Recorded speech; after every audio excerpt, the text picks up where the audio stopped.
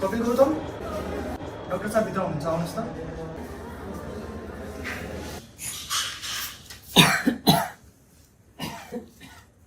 नमस्ते कपिलजी। नमस्ते मन्जित दाई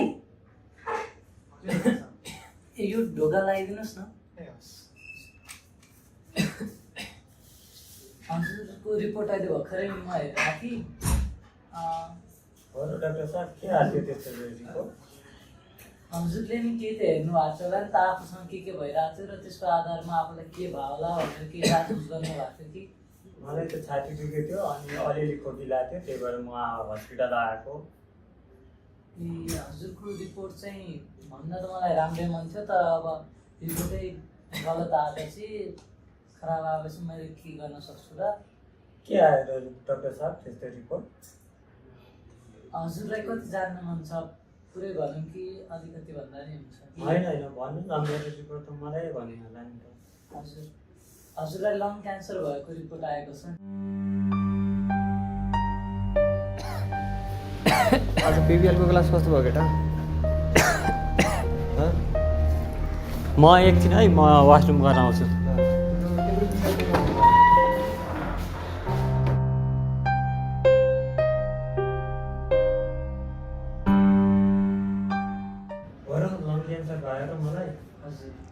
कसरी भयो? म त केही चुरो ड्रग्स केही पनि खाँदैन त।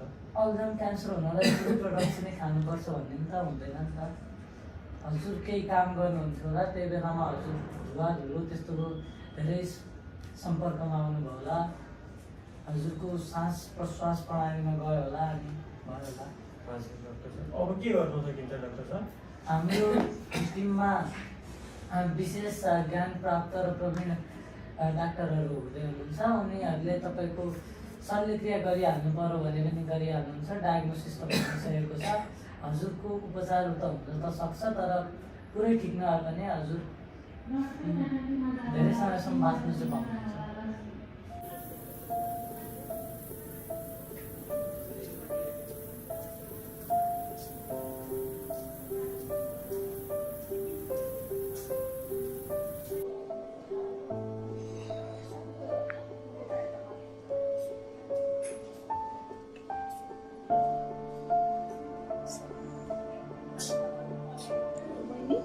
हजुर के भयो? किन झोक्राएर हुनुहुन्छ?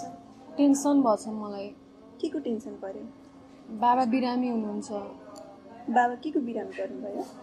बाबालाई चाहिँ कलेज बिग्रेछ अरे, त्यही भएर यहीँ हस्पिटलमा भर्ना हुनुहुन्छ। कलेज बिग्रेछ अरे?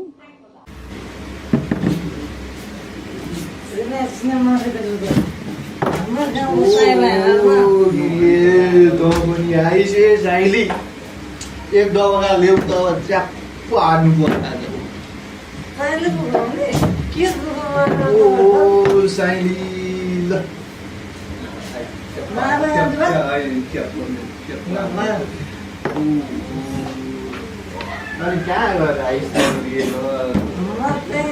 छेउकोबाट खाएर अब यहाँ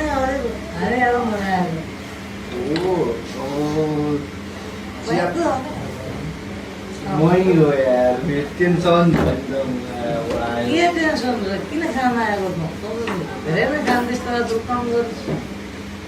बुढीले छोडेर के गर्नु? अब किन सबै लिएर गएँ म।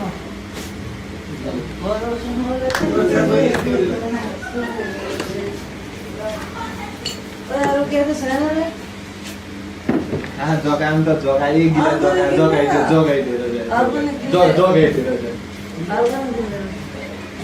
खाइपाइले त लेखा कस्तो कुरा एकदम पर्फेक्ट छ।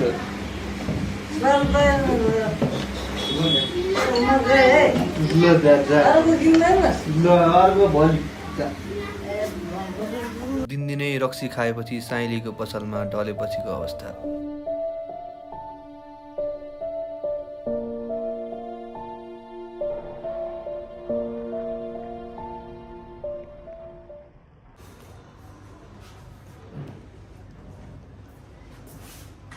बिरामीलाई कस्तो छ अहिले? ठिकै छु। नमस्ते डाक्टर साहब। नमस्ते। अरू दबाईहरू खाइरहेको छ टाइम टाइम? खाइरहेको छु डाक्टर साहब। के समस्या अरू के देखाउनु पर्ने? समस्या त यो जिउ कर दुखिरहेछ। यो ढाड पनि सिधा हुन्न किन डाक्टर साहब, पेट फुल्लिएको छ। म थोरै दबाई लेखिदिन्छु, त्यो चाहिँ आएर खानुपर्ने हुन्छ। दबाई धेरै नलेखिदिनु डाक्टर साहब, हामी त गाउँबाट आएको, पैसा नि छैन धेरै। त्यो दबाई चाहिँ अझै 1 महिना खानुपर्ने हुन्छ तपाईँले। 1 महिना म यहाँ बस्नुपर्छ अब यो त पहिलेकै औषधि छ त डाक्टर साहब, फेरि यही दिने? यही दिने पर्छ अझै 1 महिनासम्म, अनि बल्ल सुधार चाहिँ के हुन सक्छ। पहिले यो औषधि त छ नै त, फेरि यही किन ल्याउनु पर्यो र? अझै सुधार गर्नको लागि त अझ दबाई त थपिराख्नुपर्छ, खाइराख्नुपर्छ। कि रक्सी समयमै छोडेको भए कि सुधार हुन्थ्यो, अहिले आएर त गाह्रो पऱ्यो नि। रक्सी त आजभोलि कम गरेछु डाक्टर साहब। पहिला धेरै खान्थेँ, बिहान दिउँसो जस्तै खान्थेँ। अहिले सुत्ने बेला 1 गिलास मात्रै खान्छु। अब त्यो पनि छोड्नु पऱ्यो, त्यो त अब अझै रक्सी खाएर कहाँ सुधार आउन सक्छ त। अब बिस्तारै छोड्छु नि डाक्टर साहब। मलाई यो हस्पिटल निकालिदिएको म यहाँ धेरै दिन बस्नु चाहेन।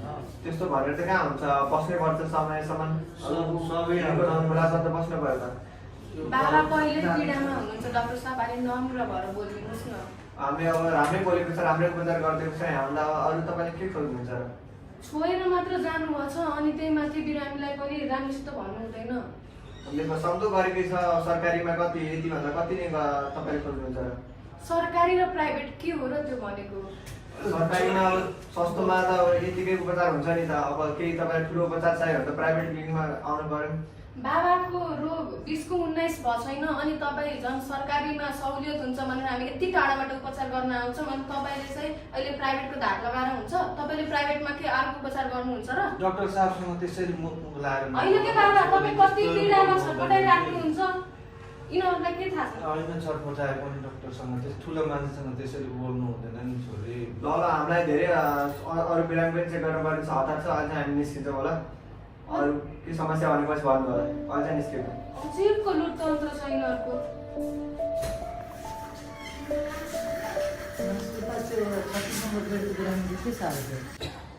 नमस्ते कपिलजी। नमस्ते डाक्टर साहब। कस्तो भइरहेको छ त आजकल? झन् खोकी बढेछ, झन् छाती दुखिरहेछ आजकल त झन्। केही निको भएको जस्तो भएको छैन र? छैन डाक्टर साहब। दबाई खानु हुँदैन कि क्या हो? दबाई त खाइरहेको छु डाक्टर साहब टाइममै। इम्प्रुभ भएको जस्तो त देखिँदैन रिपोर्ट, दबाई खानु भएन जस्तो छ। होइन डाक्टर साहब, मैले दबाई त टाइममै खाइरहेको छु। केही छैन, हामी अब प्रयास गर्छौँ हाम्रो टिमले। हजुर डाक्टर साहब। अनि रिपोर्ट कस्तो आइरहेछ डाक्टर साहब? रिपोर्ट चाहिँ पहिलाको भन्दा क्यान्सर बिग्रेको जस्तो रिपोर्ट आएको छ। ला हो र डाक्टर साहब, म त केही सन्चो हुन्छु भनेर अस्पताल भर्ना भएको, झन् बिग्रेछ। हजुर त्यस्तो रिपोर्ट आएको छ। अब झुटो त बोल्नु भएन। अब हामी डक्टरको पेसा नै बचाउने हो, अब हामीले प्रयास त हजुर बचाउन नै गर्छौँ। हजुर डाक्टर साहब, म बाँच्छु कि नै डाक्टर साहब? अब त्यो त भन्न सकिँदैन, त्यो त अहिले कहाँ भन्न सकिन्छ। प्रयास चाहिँ म हामी बाँच्दिनँ डाक्टर साहब। अब त्यस्तो चाहिँ नसोचिहाल्नु, हामीले प्रयास गर्छौँ। त्यतिसम्मको चाहिँ नेगेटिभ नसोचिहाल्नु, जे पनि हुनसक्छ, हामीले बचाउन नै सक्छौँ। हजुरलाई कसरी थाहा भयो मलाई ड्रइङ मनपर्छ भनेर? अस्ति भन्नुभएको थियो नि त, गरेर दिन काट्न सजिलो हुन्छ, मन घुमाउनु हुन्छ मलाई। हस्।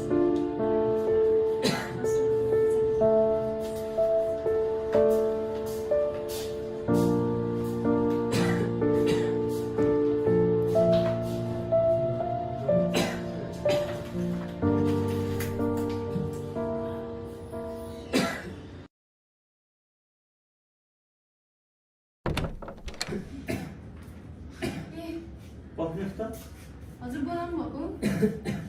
के काम थियो कि ए बाबाको रुम खोज्न हिँडेको हतारमा यता आएछु माफ गर्नु होला है त हजुरको बाबा नि एडमिट हुनुहुन्छ के भएको त भने यहाँ हस्पिटलमा हुनुहुन्छ 2 दिनदेखि कलेजमा खराबी भएछ अरे त्यही भएर यतै हुनुहुन्छ अनि हजुर नि हेर्नु न मलाई त्यो यस्तो अवस्थामा क्यान्सर लागेको छ अबे के को क्यान्सर लङ क्यान्सर ए यति कलिलो उमेरमा हजुर यो हतार भइसकेछ बाबा एक्लै हुनुहुन्छ जान्छु है त हस् हजुरको बाबाको स्वास्थ्य राम्रो होस् म त्यही कामना गर्छु हजुरलाई पनि शीघ्र स्वास्थ्यको शुभकामना ल गए है त हस्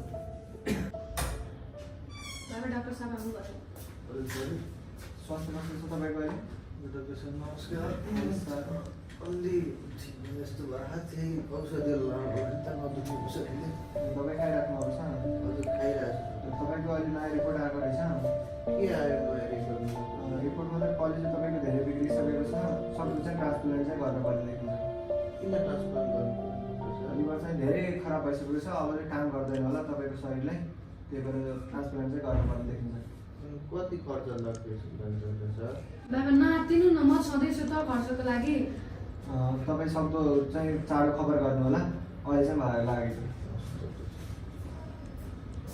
नआत्तिनु के केही पनि हुँदैन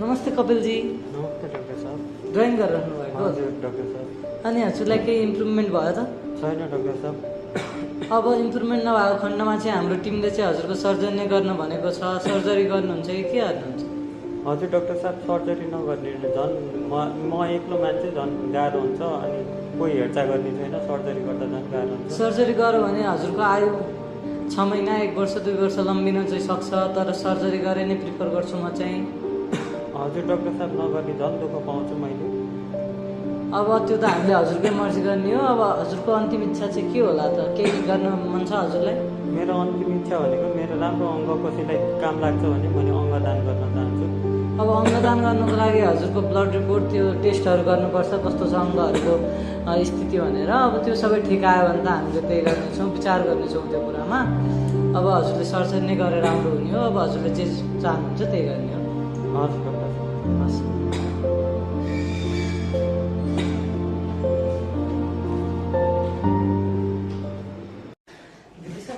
हजुर यहाँ हेर्नुहोस् त हजुर मेरो एउटा पेसेन्ट हुनुहुन्थ्यो कपिल गौतम भन्ने हजुर उनको चाहिँ यो ब्लड रिपोर्ट र अर्गन रिपोर्ट हो सबै ठिकै रहेछ हजुर उनले चाहिँ आफ्नो अन्तिम इच्छा चाहिँ आफ्नो अर्गन डोनेट गर्न खोजेका छन् रे सर्जरी गरौँ भनेको क्यान्सरको नगर्ने भन्नुभयो ए तपाईँलाई चाहिरहेको थियो भनेर सुनेको थिएँ एकजना हामीलाई अर्गन डोनर लिभरको चाहिँ चाहिएको छ हजुर अनि मिल्छ भने त्यही राखौँला नि हजुर भइहाल्छ अब उसको सबै ठिकै रहेछ तपाईँको पेसेन्टमा हाल्नुहोस् उसको पनि अन्तिम इच्छा पुरा हुन्छ हुन्छ म पनि अब अगाडि बढाउने प्रोसेस चाहिँ छिटो बढाइदिउँला भइहाल्छ हस् हस् त त्यति नै भन्नु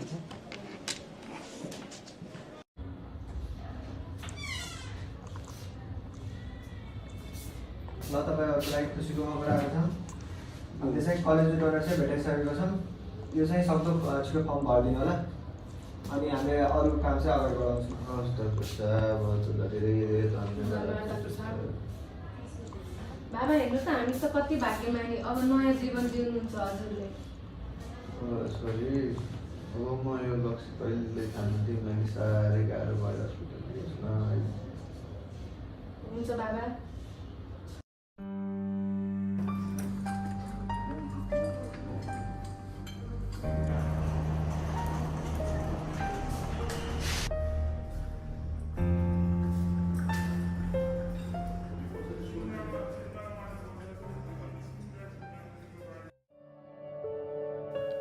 उहाँ रक्सी नखाने प्रण गरी घर फर्किँदै हुनुहुन्छ र हामी कपिलको यो बहुमूल्य बलिदान सधैँ याद राख्नेछौँ।